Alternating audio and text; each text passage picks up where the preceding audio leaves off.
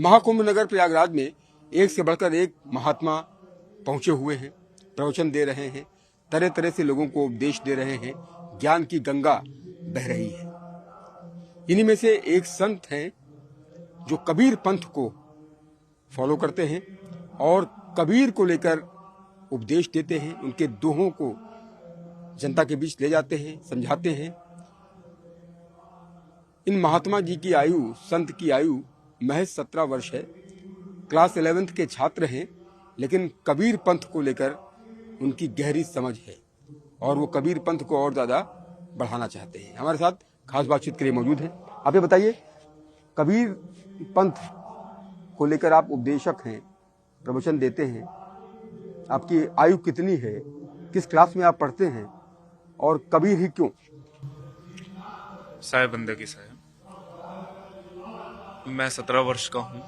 मैं अभी 11वीं में हूँ और सदगुरु कबीर साहब के परम शिष्य हुए धनी धर्मदास साहब। तो धर्मदास साहब को सदगुरु कबीर साहब ने आशीर्वाद दिया कि तुम्हारे 42 पीढ़ी मेरे ज्ञान का प्रचार करेगी। अच्छा जी, तो उस 42 पीढ़ी में अभी 16वीं पीढ़ी की मैं सेवा दे रहा हूँ। अच्छा जी, आप बता रहे हैं कि आप 11वीं पीढ़ी हैं, यानी 16वीं पीढ़ी है। तो जो आप कबीर को लेकर के उपदेश दे रहे हैं, आपके पिता, आपके दादा, परदादा, ये सब कबीर पंथ ही फॉलो करते हैं।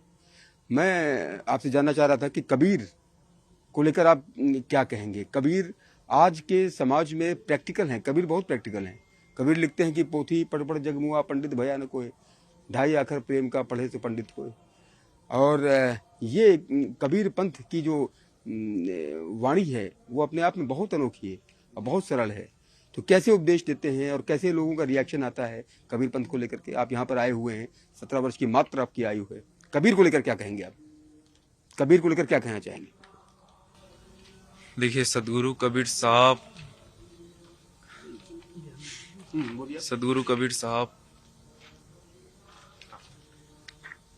तो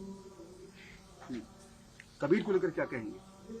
अब मैं सदगुरु कबीर साहब के बारे में क्या बोलूं, उनके बारे में जितना बोलो कम है। आप कुछ आप एक्सप्लेन करें, कुछ बताएं कि कबीर की भाषा इतनी सरल है, कबीर के जो दोहे हैं, कबीर के तमाम दोहे को भी जिक्र करते होंगे।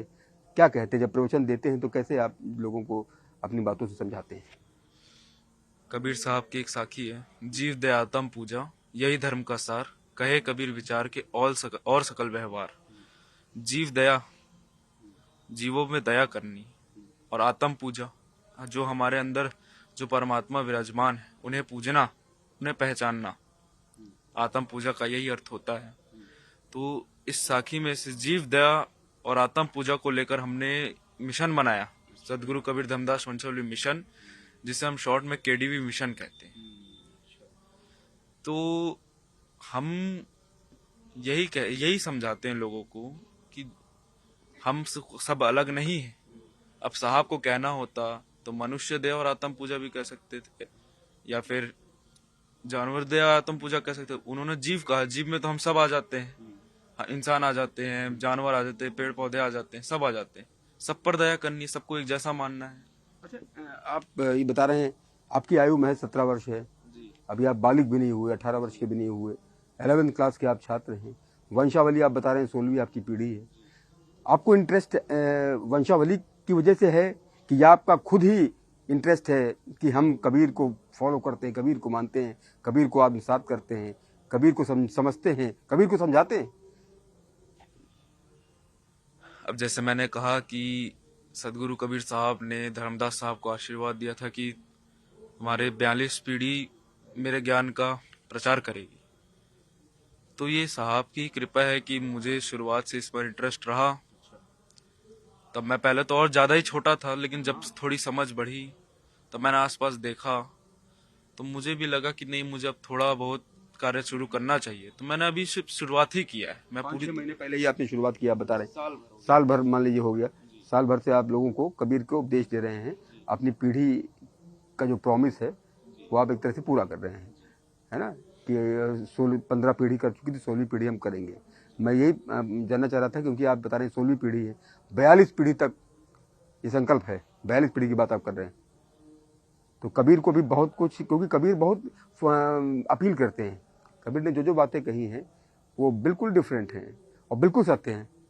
कबीर की वाणी तो ऐसी है कि बहुत कठोर वाणी है कि जो है चुभ जाती है। जैसे वो लिखते हैं कि भाई काकड़ पाथर जोड़ के मस्जिद लोई बनाए, इस तरह की बातें भी लिखते हैं। और वो हिंदू धर्म के लिए लिखते हैं, वो मुस्लिम धर्म के लिए भी लिखते हैं, वो हर धर्म के लिए लिखते हैं और सपाट लिखते हैं। तो इसलिए कबीर को की वाणी कठोर है, और कबीर की बातें जब सत्य है तो कठोर है। देखिए, कबीर साहब ने किसी धर्म का विरोध नहीं किया, उन्होंने किया पाखंडवाद का विरोध। हाँ जी, कबीर पंथ जो है हमारा, हाँ वो सनातन धर्म में ही आता है, सनातन धर्म को ही जोड़ता है लोगों को। हमारे 30 त्योहार है जो भारत के, उससे जोड़ता है, हमारे भारतीय परंपराओं से जोड़ता है, इसे तोड़ता नहीं है।